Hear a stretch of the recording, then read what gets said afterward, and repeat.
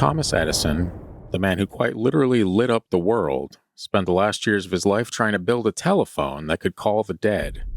Not a séance or a ouija board, an actual machine with wires, valves, probably a few odd little pulleys and gears, sitting on a bench in his lab pointed straight at the afterlife. And he's honestly not even the strange one in tonight's episode. Tonight, 5 men who wrote the rulebook for how modern science is supposed to work. The ones with their names carved into buildings all over the country. Every one of them went on the record saying he'd seen something no scientist is allowed to believe. Seems like maybe the people who wrote the rules turned out to be the ones who would later go on to break them. Let's get into it.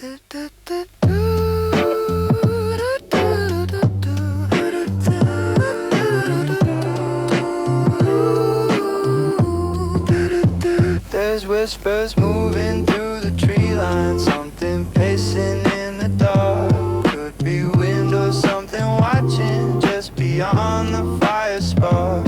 Something screaming in the distance, probably just a raccoon. But if it starts speaking Latin, we'll be leaving pretty soon. We laugh it off but keep on listening to the branches crack above.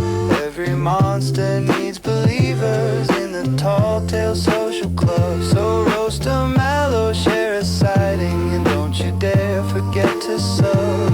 You're a member now forever of the tall tale social club. Tall tale social club. Tall tale social club.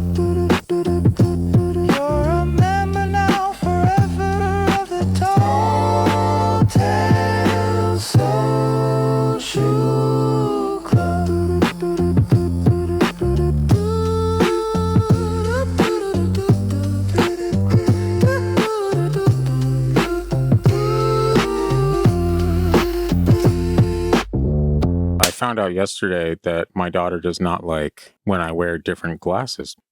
Exact same frames and everything. I just accidentally left these ones in Bubba's room after I put him to sleep. And then I grabbed my clear ones and put them on. And the entire night she was just like mad dogging me like, who is this dude?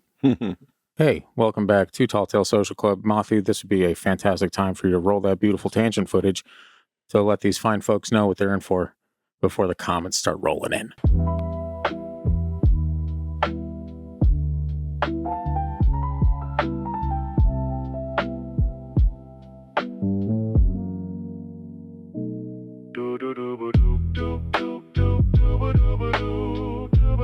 You like that?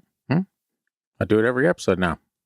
Every episode at the beginning, I'm like, hey, we talk about stuff. It's not always ghosts. So if you don't like tangents or taking the scenic route, then this is not the show for you.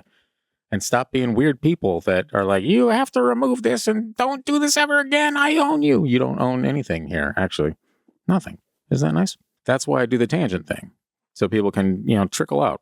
If it's not really for you, go watch the confessionals. Super serious stuff over there all the time. Okay, portals and zombies or whatever they're talking about now. It's not demons? It's probably demons, Nephilim, demons, the whole nine. It's all over there. Okay? Tony's a great dude. You'll love him. Anyhow, back to the silly aspect of the paranormal world, which is what I hope y'all are here for. We're slowly slicing our very particular niche out of this genre, and it is painstaking, it turns out. But very much worth it when people are like, I really love this show, and it's very unique and weird.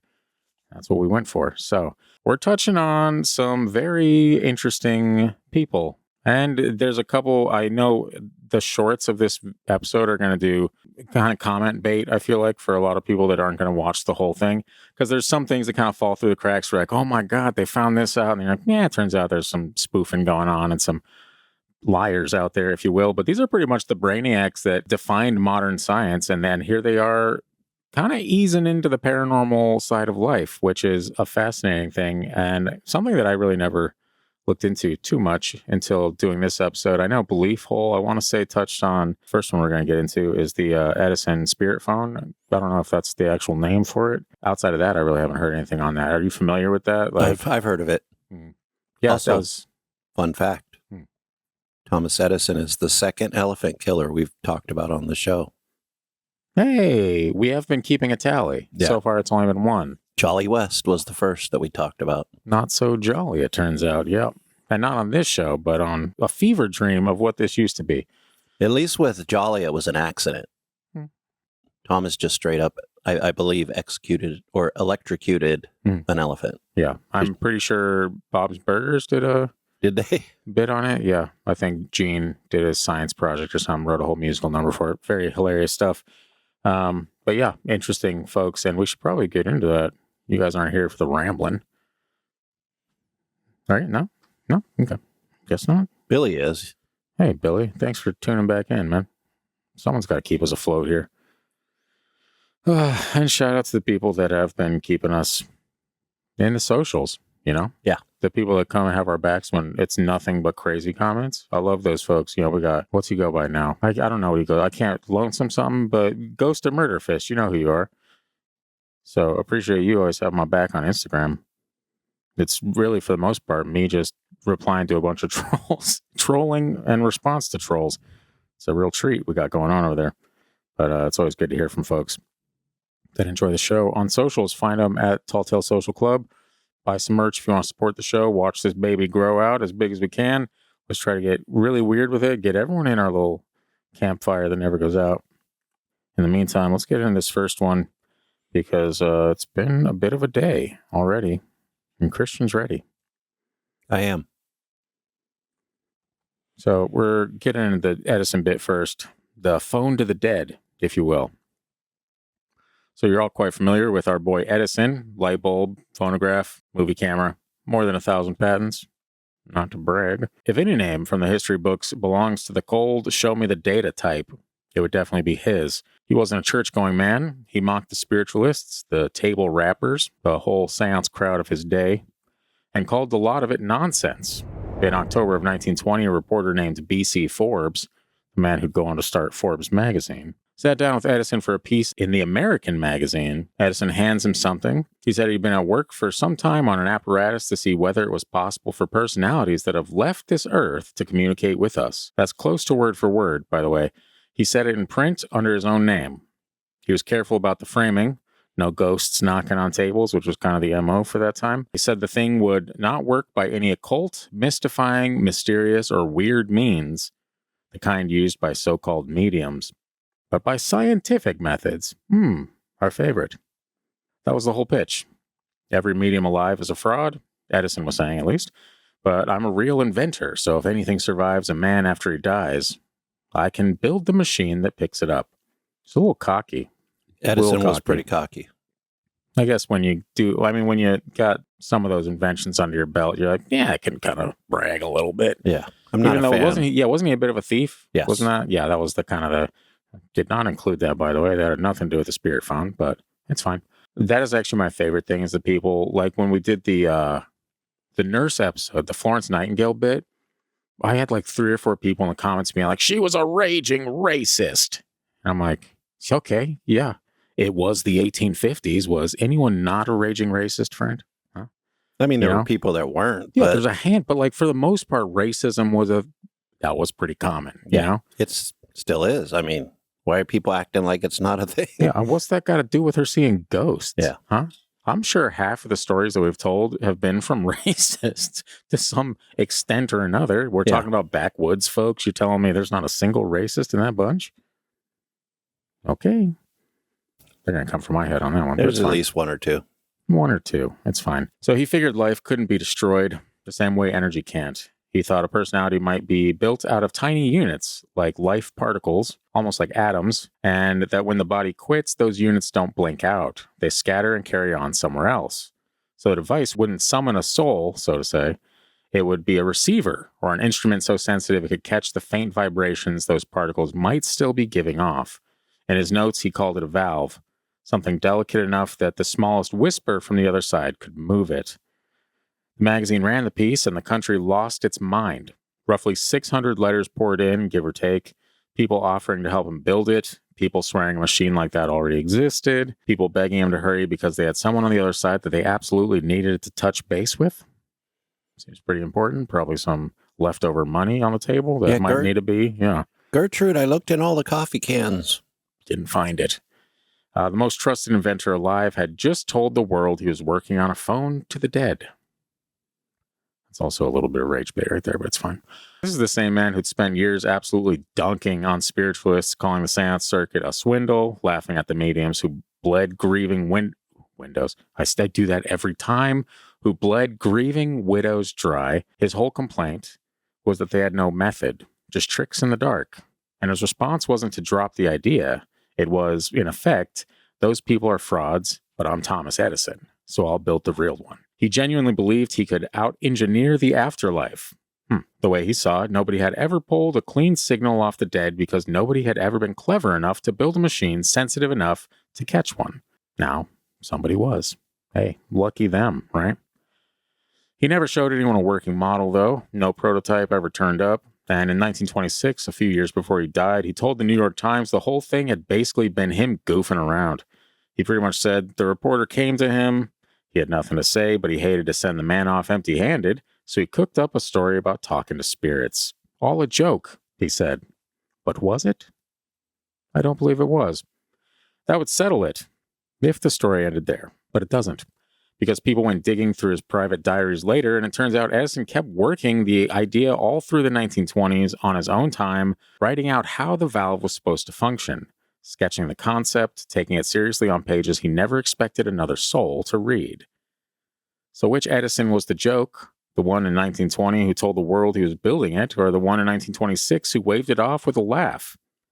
It's the man in the private notebook scribbling away when nobody was watching. Seems as if he wasn't kidding at all. One thing that came up as well that was pretty quickly debunked, I'm saying it here before it gets thrown in the comments, though it's still probably going to happen. There's a popular story online that Edison and Nikola Tesla were racing to build rival spirit phones. From everything I can find, this is a myth. Somebody bolted it on later. The real record is simpler and honestly a little stranger. No rival or lost blueprint for that matter. No secret machine gathering dust in a warehouse. Just Thomas Edison, the most famous inventor who ever lived, quietly convinced that death might be an engineering problem and a notebook full of ideas for the receiver that was going to solve it. No working model was ever found, and whatever he was reaching for, if he ever caught a signal, he unfortunately took it with him to his grave. So, that is a little bit of a rundown on the old spirit phone. Which is weird because I could have sworn I remember there being, and maybe it was a different guy and a different device, but I remember there being like a spirit box of sorts that someone invented and would hold these events where people could come and ask questions to the box. Is that ringing a bell for anyone out there? Because it's in my head and now I'm like curious. I thought that was the spirit phone. Apparently it's not the spirit phone. Or if it is, then I could not find it anywhere. But was it a guy named Frank Sumption in 2002? It was not. Frank Sumption? Yeah, he built a radio device meant to speak to spirits. And I think he got the idea from Edison's. Really? I don't think it was him. Yeah, I've heard of there's a band called Spirit Box. So obviously, yeah, that's a big thing, and especially in the Victorian age. The band or the Spirit Box? The Spirit Box. Yes, I figured as much, but figured I'd clarify. Yeah. I wish I could remember what it was because it was a fascinating story. I think a lot of people have tried to do stuff like that, including the EVP stuff that supposedly catches voices. Yeah, and people have the spirit box you can buy, and so I almost bought one myself, but it's kind of creepy. You know, what if that starts going off and I'm trying to work on something? I don't want that. So I'm a bit of a pansy myself. Yes, you are. Turns out. So I don't like those things around, you know? I have heard of the story about Tesla and Edison kind of competing to speak with the dead, but I didn't know it was about I knew that I heard competition, but I didn't hear anything about like a spirit phone or anything like that. So yeah, it's kind of interesting to find out it's just kind of an embellishment now. Classic. Tesla did say he found like signals, but he thought they were from space. So, and maybe they were. And Edison was a jerk, so he was a bit of a jerk. We're finding out. Actually, we've already known that for a while, but it's fine. It's fine. I like to rage bait people on socials with the shorts. Not a lot of context there. There's enough room for them to grab anything and just yell at me about it. People like to yell. They really do. They feel so much stronger yelling to the computer or phone or whatever they're using. And I'm fine with that. Just do it within the first hour of me posting so that Helps the algorithm a bit along, you know? Anyway, let's get into Carl Jung. It's your favorite. And his crafty cousin. Are you aware of Carl Jung and his cousin? Freud? No. Different cousin? I don't think Freud's cousin. Helene something. No, not cousin, but also mentioned in this, yeah. I feel like I know her. You should. It was a pretty big part of his childhood. So, yeah, getting into Carl Jung. Jung.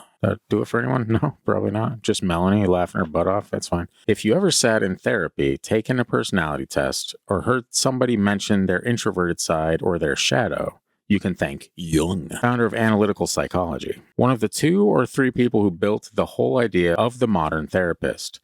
Serious, credentialed, mainstream medicine, if you will. Just to...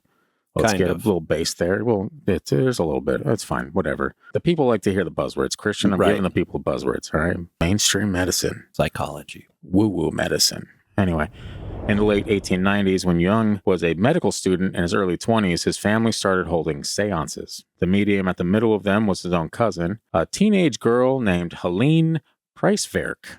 She was 15 or 16. The family called her Helly. They'd gather around the table in the dark and Helly would go under. And she didn't just rap on the wood. She changed. Jung watched this nervous, fairly ordinary teenager drop into a trance and come back up as somebody else entirely. Older, calmer, speaking in a grave, sorrowful, grown-up voice in proper High German instead of the Swiss dialect she actually spoke day to day. The second personality had a name, Ivanez. And she carried herself like a woman who had lived a long, sad life. In trance, Helly claimed to speak with the dead. She passed on messages, described her past lives. She named spirits, even. Jung sat in on these sessions for about 2 years, taking notes the whole time, like a scientist watching an experiment run. In 1902, he turned all of it into his medical doctoral thesis, the title, On the Psychology and Pathology of So-Called Occult Phenomena. His first real work, the one that launched him, was a study of seances he'd personally run with his kid cousin as the medium. To be fair to him, in the thesis he wrote her up as a psychiatric case, not proof of ghosts. His read was that Helly wasn't channeling anybody. She was splitting. The trance, the older Ivanez voice, those were pieces of her own mind breaking off and taking on lives of their own. One person carrying 2 personalities side by side, each fighting for the wheel. But that idea that a single mind can fracture into parts that act on their own, that whole personalities can sit buried under the one you show the world, became the seed of everything Jung did for the rest of his career. His entire theory of the unconscious more or less walks out of that dark room, and even more strangely, out of a teenage girl's trance voice. I have to really emphasize trance. Trance voice. Everyone got it? Like the music? Yeah, sure, why not? 2 things happened in the family's home around these seance years that he never stopped talking about. One afternoon in 1898, a heavy walnut table, solid, 70 years in the family, split down the middle with a crack loud enough to startle the whole house. Nobody was near it. Nothing wrong with the wood. A couple of weeks later, a strong steel bread knife laying in a drawer shattered into pieces all at once with a bang. Again, with nobody touching it. Jung kept that broken knife for the rest of his life and later had it photographed. He couldn't explain either one, and he flatly refused to pretend they hadn't happened. Then, in 1909, he was visiting Sigmund Freud, the other giant of early psychology, and the 2 of them fell into an argument about exactly this sort of thing. Freud thought it was all rubbish. Jung, standing there getting worked up, felt a hot, burning sensation in his gut, and he told Freud that any second now there'd be a loud noise from the bookcase. Right then, a crack came out of the bookcase loud enough that both men flinched. Jung said, "There, that's it," and told Freud it would happen again. And it did. A second bang, on cue. Freud still wouldn't buy it. Jung went to his grave certain he'd caused it. We'll end this with a couple of footnotes that are a bit on the sadder side. The seances fell apart when Jung caught Helly cheating, faking some of it, and the group broke up. And later, people worked out that the sensitive teenage girl at the center of the whole thing had feelings for her older cousin, and that she felt used when he published her, thinly disguised as a case study for the entire world to read. So the whole time she'd been the show, but he got the doctorate. That's about that. You guys can... Actually, we got a couple minutes. You got anything to throw on that before we hop to an intermission here? I like Jung a lot more than Freud in general. Yeah. Any particular reason? Jung is very fascinating. The multiple personality kind of talk he was given was way ahead of its time. So kind of fascinating, the stuff he did. I feel like I always felt like he was closer to the truth than Freud in a way. Yeah. Freud was kind of weird with his like, tell me about your mother. Yeah, he did have a bit of a mother thing, didn't he? Like a Targaryen. Disgusting. Yeah. Cesare Lombroso section is coming up right after this intermission. This particular intermission is dedicated to a lovely listener of ours that is on YouTube that has been really, really vocal about his disdain for the chill and zen vibes of the intermission songs. So this one's for you, Mr. Dark Paladin. You like that?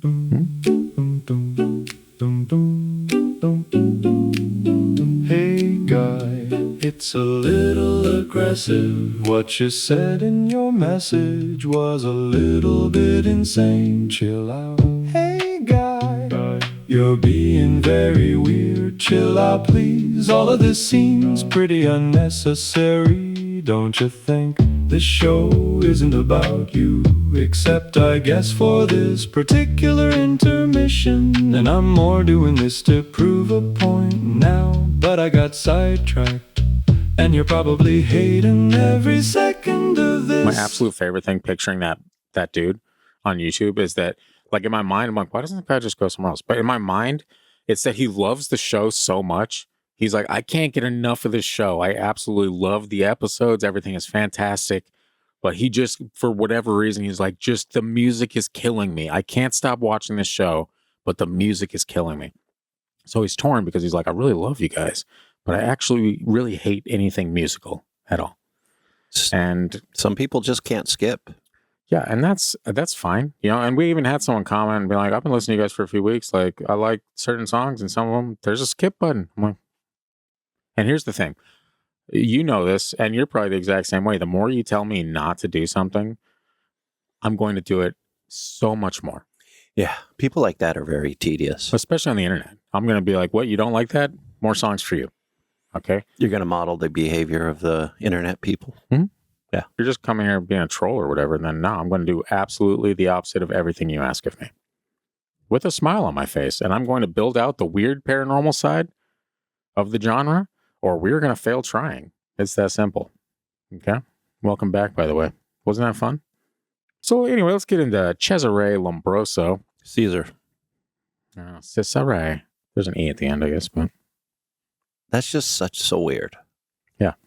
I know, it doesn't make any sense. Well, he's an Italian doctor, so. Trying to sound fancy. I just am not familiar with Ches. Italians saying it that way. Yeah, right? Doesn't it seem like Ches is like, I don't know. But I'm not an Italian doctor. What do I know? Yeah. I mean, he's like, we Romans made Caesar a thing, but now I don't want to use it. But now I'm Ches. Yeah. Okay. Holla at your boy Ches. So Cesare Lombroso, Italian doctor, and more or less the father of criminology. He's the man who pushed the notion that crime could be studied scientifically, measured, and even charted. Some of his particular theories aged like milk. Nobody bats 1,000, guys. Okay? Myself included. Some of these episodes, I thought this one included. I was like, I don't know how this is going to do. I think there's going to be some good clips in here, but as a whole, no idea. So you tell me, you a fan or no? Same with this guy, who's apparently the father of criminology. We're side by side as far as importance in the world. Clearly. He obviously didn't do a good job because there's still criminals. Oopsie. So some of his particular theories aged like milk, and we're definitely not here to defend those. The point is, he was a hardcore materialist, a committed atheist. His entire brand was that everything has a physical, measurable cause, and there's nothing spooky going on anywhere, anytime, ever. Okay? Got a few of those people in the comments as well. There was a medium working in Italy at the time named Eusapia Palladino. Eusapia? Eusapia. Interesting. Mm-hmm. I know. I'm reading the emphasis parts on these, but whatever. Peasant background. No schooling, and she was running seances that had scientists tearing their hair out. And couldn't even say her own name properly. I know. Classic. Tables like lifting. Caesar. Yeah, well, we got two weird names in this, so two peas in a pod, really. Italians. Excuse me. That's why I said it. As you can see, my Italian hands work in every single episode, except for this one. You're Northern Italian. That's the paleness in you. I tan like a bronze god. I just don't go out in the sun very often. Whatever, Adonis. I really do. I'll show, one of these days I'll show everyone. I'll just go sit out in the sun for 2 hours, come inside and be like, is everyone happy? Is everyone happy now? I'm a tomato. I'm bronzed. All right. I don't know. Well, why do I need to prove it to you, Christian? Huh? You don't, but you and your obviously weird fantasies. it's very important to you. It's not. That you can be bronze. Just stating a fact that people, anytime someone's like, hey, Scott, you're incredibly pale. I'm like, yeah, but I bronze like a freaking, Bronze Scott. I'll do it for you. You perverts. Can I get back to the spooky ghost stories, or are you fantasizing my body all covered in suntan lotion? Go for it, BS. She was running seances and had scientists tearing their hair out, tables lifting off the floor, objects sailing across the room, cold drafts, phantom hands, a little side table floating up in the dark while she sat there. She'd been caught cheating more than once. Everybody knew it, and she was slippery. Lombroso heard about her and did what a serious scientist is supposed to do. Pushed his glasses up to his face and he said, not on my watch, no. He set out to expose her, obviously. A believer had actually dared him years before, challenged him to go to Naples and study her, and Lombroso had turned it down flat. Too silly to bother with. But in 1891, he finally went, sat down at her table in Naples, ready to catch a country woman doing parlor tricks. There was just one problem. He couldn't. He'd brought instruments. He measured the forces in the room, used devices to gauge how much pull it took to move things, and the numbers came back higher than anything a small woman sitting still with her hands pinned down should be able to produce. He watched the table rise. He watched objects move while he sat there personally holding her hands and feet. And he could not catch her faking a single one. The man who came to prove it was all a trick left saying he had no explanation. There's a line of his that people still quote. He wrote that he was ashamed and grieved at having fought so hard for so long against the possibility that any of it might be real. Ashamed at being too skeptical. Listen to that again. He was ashamed at being too skeptical, not too gullible, too skeptical. That's the father of criminology in print, apologizing for doubting too much. It's okay, guy. But turns out maybe you should have doubted her a little bit, just a little bit more. The next year, it's now 1892, a group of scientists in Milan put Palladino through a formal run of controlled sittings, Lombroso among them, and they signed a report stating that even under conditions they believed they'd locked down tight, the table still lifted and objects still moved. Real signatures from very serious men on paper, and Lombroso went further than the phenomena themselves. He later claimed that at one of these sittings he sensed his own dead mother in the room, felt her close, and came away believing he'd made contact with her. This is the same man who built a career on the idea that everything has a cold physical cause, and he ended up convinced his mother had reached across death to touch his shoulder in the dark.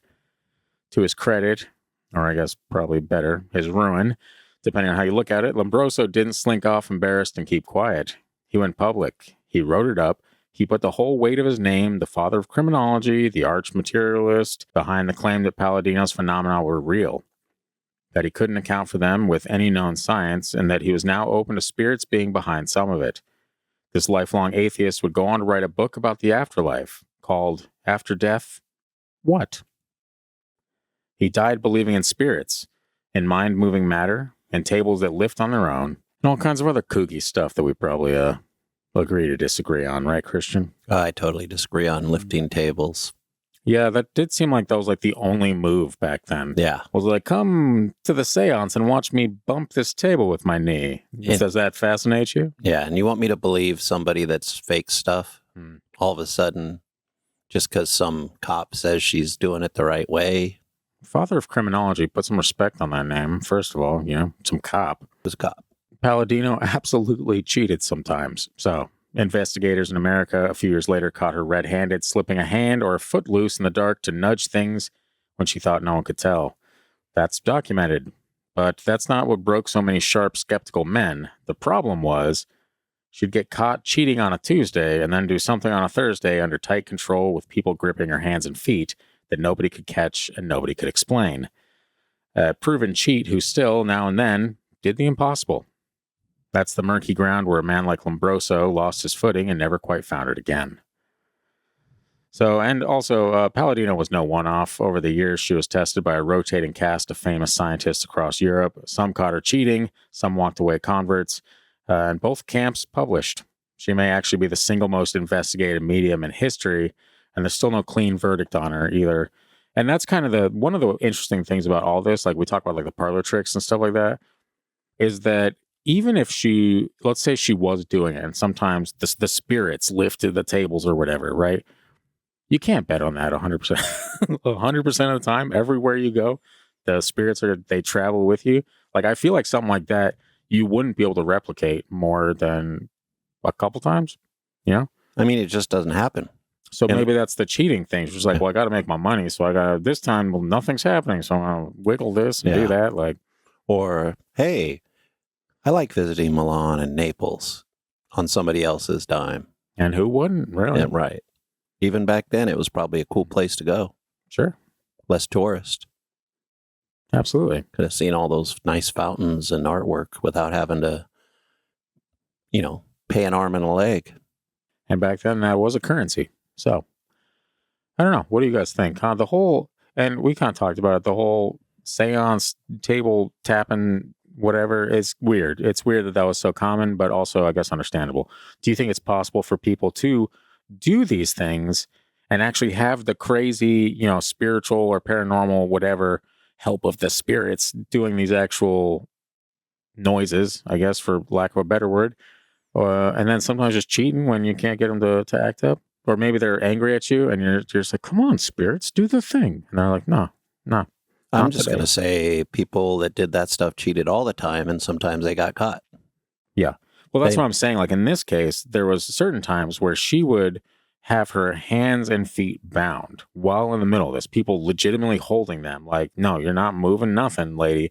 Make this stuff happen with your seance witch magic or whatever, or don't. But we're not letting you cheat this time. But she still cheated because she moved stuff. Is that cheating, or is that, that's what I'm saying. Like, you're not going to have 100% success rate with spirits. So maybe the times that she wasn't cheating, the spirits were like, oh, we'll throw her a bone. Lift the table a little bit. Right? Yeah. I don't think that happened. I think she was faking the whole time. Yeah. I think most of the seance people where there's like the table and all that stuff, I think most of that is just hogwash. But I also believe in spirits and whatnot. I don't know what spirits do on command. I don't know if you can just be like, you lift this table. Like, seems like a weird job for the spirits. Yeah, I don't think so. I think there might have been spirits there, but they're like talking to each other like, hey, when she dies, we're going to have a talk with this fake ass lady. We need someone else to wrap the tables. They're probably like, we can't even wrap a table. We just stand here and look. Yeah, it's just sometimes people see us. We don't move stuff. Yeah. Now, is that still going on? Do people still host? I don't ever, go to mediums or anything like that, but I'm sure there's a ton of people that have. Is the table knocking and stuff? Is there a circle table y'all sit around, hold hands, and sing Kumbaya or whatever? I'm sure there is still. I just find it's much easier to communicate with the dead with the Ouija board, don't you? No, actually, I don't. I'm so glad you asked. I find it's much more easy to communicate with the living. So that's what I do. This is a lie. I don't know if you guys have ever seen Scott communicate with the living, but he's not being completely honest. It is what it is. It is what it is, guys. You can walk up to me and say hello. Bronze Scott is kind of a hermit. Pale Scott is a hermit. Bronze Scott is in the sun for only 2 hours necessary, and then it's done. It's done, and I look fantastic for like a month straight. Bronze Scott is like this girl Palladino, not real. Am I gonna have to go? Am I gonna have to go outside and do this, guys? Is this gonna happen? Okay, I lived in Vegas for many years. All right, I experienced the sun to a great degree, and I looked like a Bronze Scott every time. Okay. Everybody knows you got that tan out of a bottle. I got that tan from my Italian side. I got the white paleness from my Irish side. Okay, you guys can do the math on that. Now, where did I get my rage? That's the real question, but we'll save that for later. Okay, let's get into Hans Berger and the brain machine. I would love a Hans Berger. A Hans Berger. Welcome to Hans Bergers. So this is the heartbreaker of the bunch. Hans Berger. If you've ever seen those readouts of brain waves, squiggly lines that spike when you're awake and roll slow when you sleep, that's the EEG. Here we go. Get ready, Scott. Breathe it in. It's the electroencephalogram. Nailed it. Yes, Hans Berger invented it. You're welcome for that, guys. Kind of took us out. Congratulating myself, but it's now fine. say rural. Damn it. No, he recorded the first electrical signal from a living human brain in 1924. Modern neuroscience effectively starts with him. Every hospital that's ever wired electrodes to a skull to check for a seizure or brain damage is using his machine. The reason he built it was nothing to do with medicine. Back in 1893, Berger was a 19-year-old doing a stint in the German military. It was okay back then, right? Yeah. It was fine to be. Back then, you're fine. Another 30, 40 years or so. Yeah.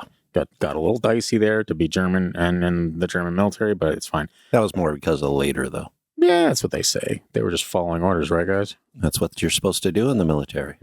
Yeah. So, anyway, during a training exercise, his horse threw him, and he landed directly in the path of a horse-drawn artillery gun, the heavy thing rolling straight at him. The driver hauled the horses to a stop just in time. Berger got up shaken, but fine. The kind of near miss that becomes a good story you tell for years and nothing more. Except that same day, kilometers away at home, his sister was suddenly gripped by the certainty that Hans was in terrible danger. It hit her so hard she made their father send a telegram to check on him. She had no way of knowing anything had happened. No phone rang, no news reached her. She just knew in that exact hour her brother nearly went under a gun carriage. Berger could never let that go. Decades later in 1940, easing into it. He didn't ease into it. We're right in the middle of near it. the end of his life, he wrote about it plainly. He called it a case of spontaneous telepathy. In a moment of mortal danger, staring down what he thought was certain death, he transmitted his thoughts, and his sister, who was especially close to him, had picked them up. That's essentially how he put it, at least. He became convinced that in that instant of terror, his brain had thrown off some kind of signal, some real physical energy, and that his sister's brain had caught it across all that distance. And he set out to find that energy, to prove it, or measure the power of a brain, and the power a brain gives off. That is the reason he spent years hunched over equipment, wiring people up, trying to catch the electricity coming off a human head. He did it in near total secrecy for years, which tells you how badly he wanted it, and probably how afraid he was of being laughed at.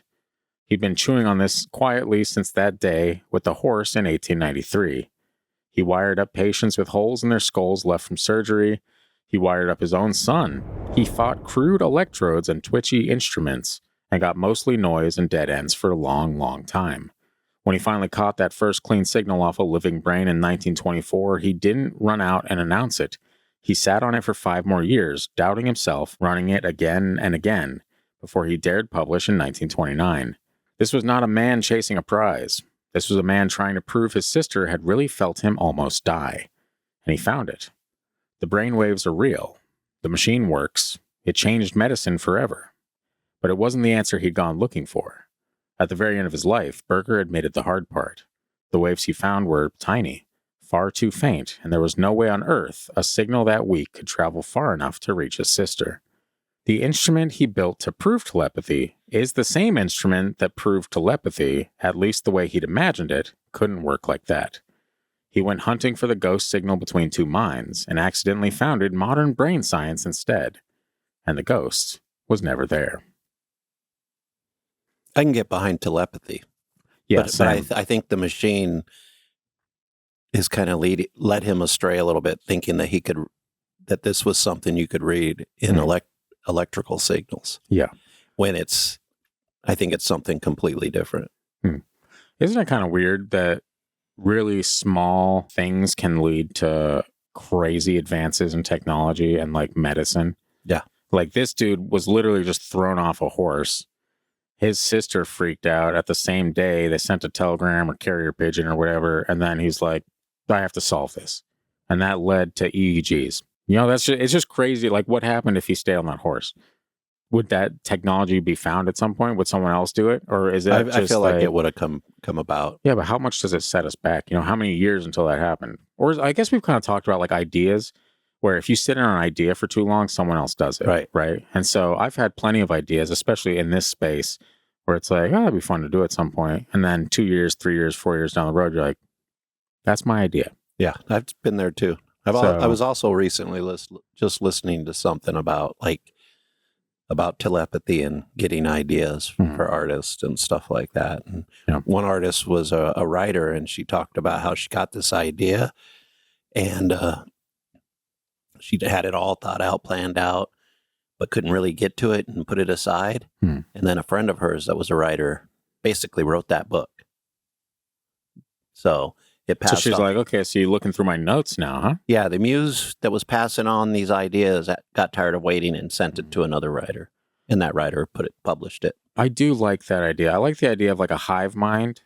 I don't like the idea of a hive mind. I like an idea that you have access to this library of information. Well, that's what I mean by I'm not talking like, let's take over the city. Like, I'm not, we're not ants or anything like that. I'm like, that there's ideas just floating through the air. Seems weird to me that you can just be like at the right spot and be like, wait a second.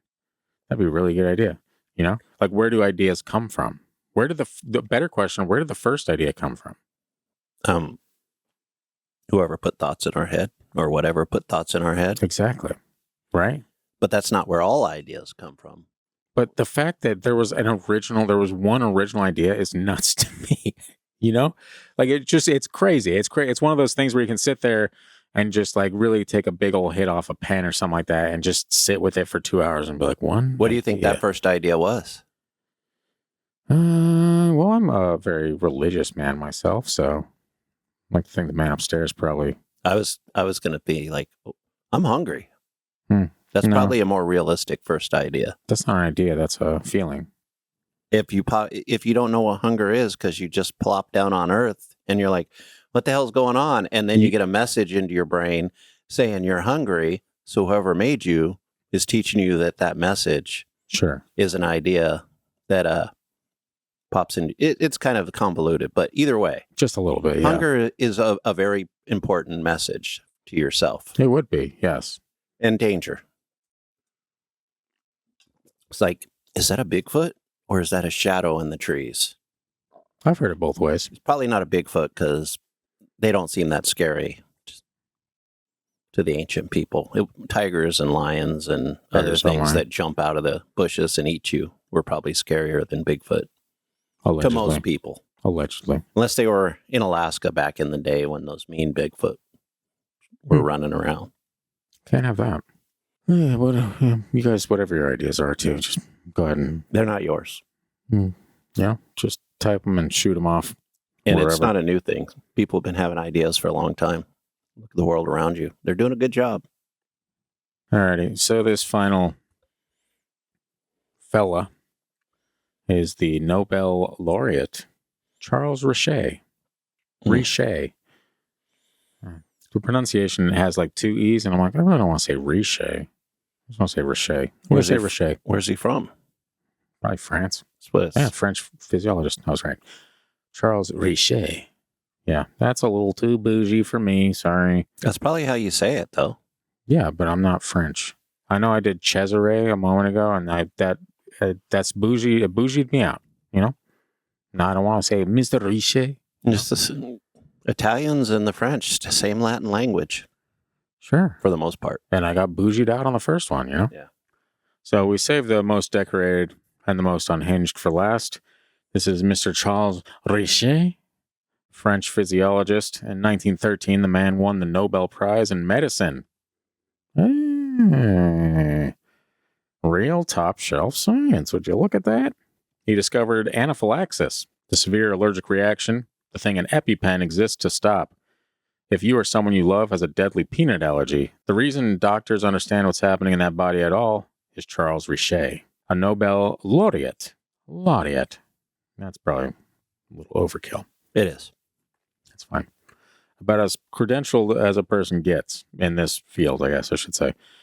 And he wasn't some dabbler who got lucky once. He worked out anaphylaxis partly aboard the yacht of the Prince of Monaco, studying the venom of sea creatures on ocean expeditions. He was an early aviation man who built experimental flying machines. He wrote plays and poetry. He was a serious peace activist. He was what's known as a wide, sharp, disciplined mind, by any measure you care to use, and he spent 30 years of his life sitting in dark rooms with séance mediums and came out of it believing something a good deal wilder than ghosts. He is the most interesting man. No, just kidding. It's not that commercial, guys. Sorry. Richet studied the big mediums of his day. Our friend Eusapia, or whatever. Eusapia? What was it? Eusapia? I felt like you said it wrong, but I didn't see the spelling, so how would I know? had the pronunciation right next to it. The emphasis was on sa. Is S. So weird. Yeah, I know. Eusapia, Palladino, among them, and a young French woman named Marthe Béraud. I definitely would have said Martha, but I guess it's Marthe. The French, am I right? What he reported watching in those rooms is hard to say with a straight face, except that the man saying it won a Nobel Prize, so we're going to keep repeating that. He described a substance coming out of the medium's bodies, out of their mouths, their noses, their skin, a pale, sometimes damp, sometimes cloth-like material that would ooze or pour out of them in the dark and then take shape. Form into a hand, a face, sometimes he said a whole figure that could move on its own before collapsing back into nothing. He needed a word for the stuff. There wasn't one, so he built one from the Greek, and it's a word you've almost certainly heard because every ghost movie and video game since has used it. Ether? Ectoplasm. What? Ectoplasm.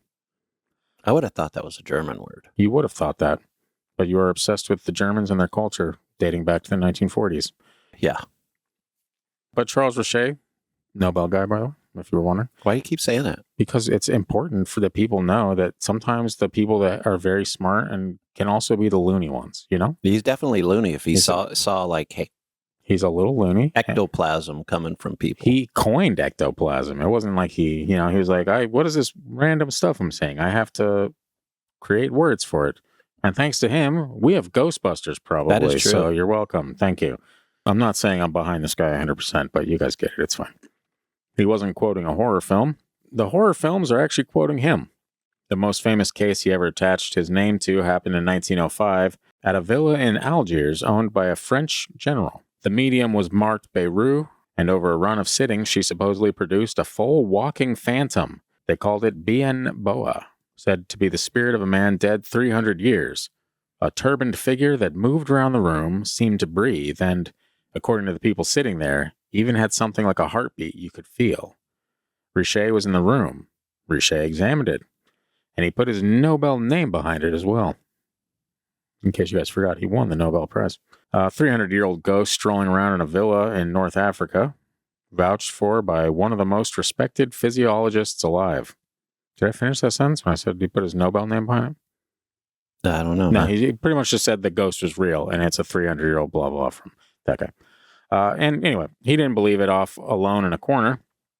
He pulled other big names in with him. Back in 1894, he brought Palladino out to a private island he kept in the Mediterranean. That's never a good sign.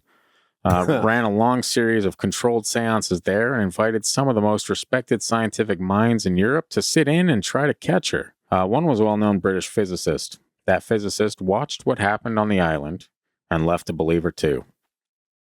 That's what happens on those islands. That is what happens. And it wasn't one gullible man. It was smart, careful people talking each other into it. One credentialed witness at a time, each one figuring the others were too sharp to be fooled. The strange twist with Richet is that he didn't actually think any of this was spirits. He wasn't a spiritualist, and he argued with the ones who were. He believed he was looking at a real, unknown biological process. His idea was that the human body, under certain conditions, could externalize matter, push actual physical substance out of itself, and that science simply hadn't caught up yet. He gave the whole field a name, metapsychics. What? Oh, yeah. And tried to study it like any other branch of biology. He wrote a big, serious book about it in 1923, 30 years of psychical research. He ran an institute for it in Paris. He served as a president of the Society for Psychical Research. This was no hobby he kept quiet. This was the back half of a Nobel winner's life. I guess I should say it's also worth noting that a decent amount of that ectoplasm got exposed as fraud. Oh no. And some of it fell apart in grim and albeit very stupid ways. Bien Boa, the walking 300-year-old phantom Richet swore was real, was later said to be an Arab coachman who worked at the villa, dressed in a sheet and a helmet, playing ghost. And Marthe Béraud herself, The medium who'd impressed Richet most went on under a new name and got photographed producing her ectoplasm up close. When people looked hard at these photos, the ectoplasm turned out to be flat cutout faces from magazines and newspapers, folded up, hidden, and unrolled in the dark. In at least one case, it was a paper face people recognized from a printed publication. Cheesecloth, paper, fabric she could tuck away and bring back out. Investigators shredded a huge amount of it. So how does a Nobel Prize winner, a man who understood the human body better than almost anyone alive, sit a few feet away and get fooled by a coachman in a bedsheet and faces snipped out of the newspaper for 30 years? That's kind of the question hanging over this whole episode, if you really think about it. These were not stupid people by any stretch. These were the smartest, most rigorous, most credentialed minds of the entire age. Edison, Jung, Lombroso, Berger, Richet, the exact people who are supposed to be immune to this. And every one of them walked into a dark room or a private notebook or even the memory of a horse and a cannon and came out believing something the rulebook they helped write would call impossible.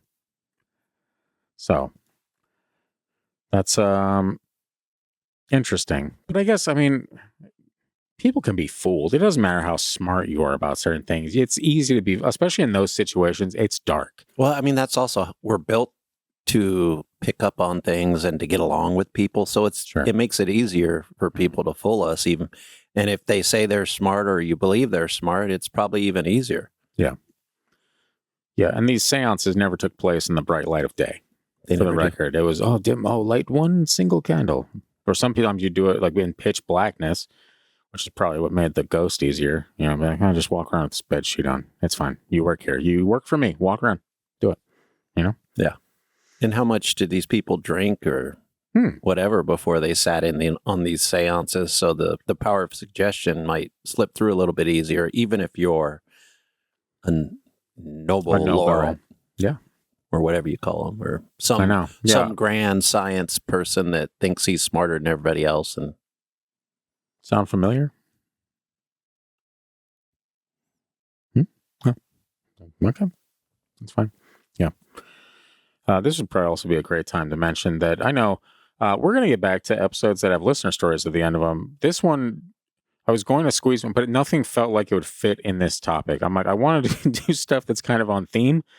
But we've had a couple of really dense episodes to get through, and I'm like, I'm not going to force something in, even if it was brief or whatever.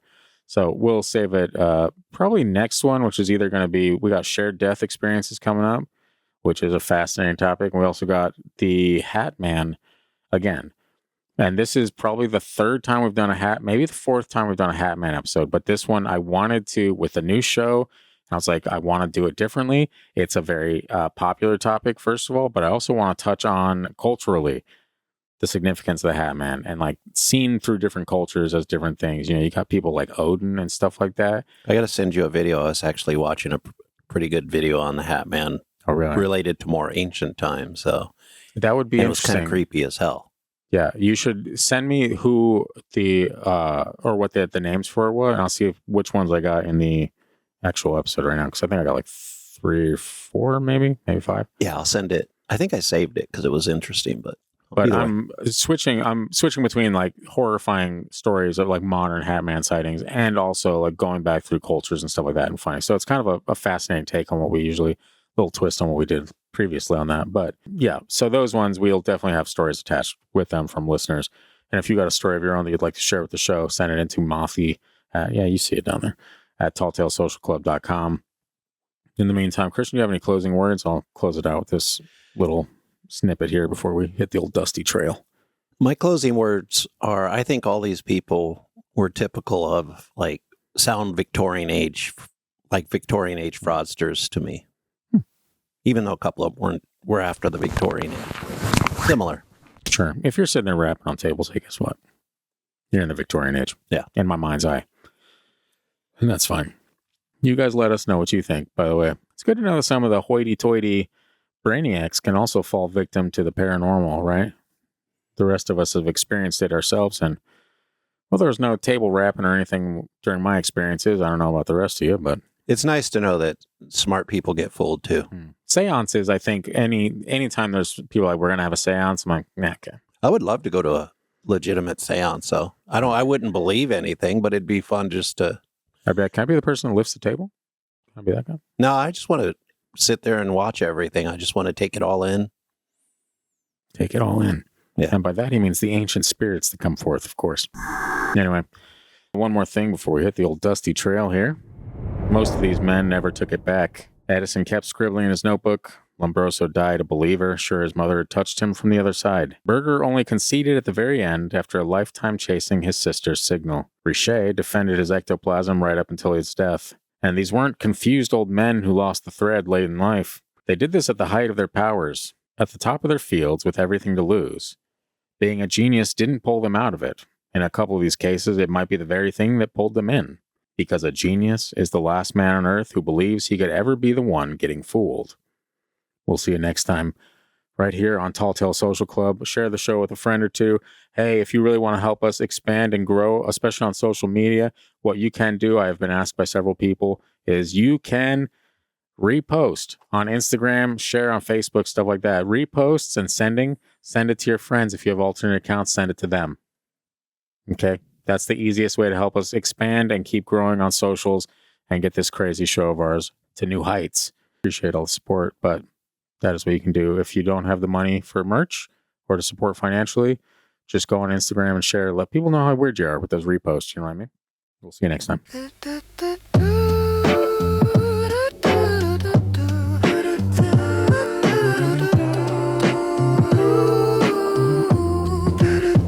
There's whispers moving through the tree line, something pacing in the dark. Could be wind or something watching just beyond the fire spark. Something screaming in the distance, probably just a raccoon. But if it starts speaking Latin, we'll be leaving pretty soon. We laugh it off but keep on listening to the branches crack above. Every monster needs believers in the Tall Tale Social Club. So roast a mallow, share a sighting, and don't you dare forget to sub.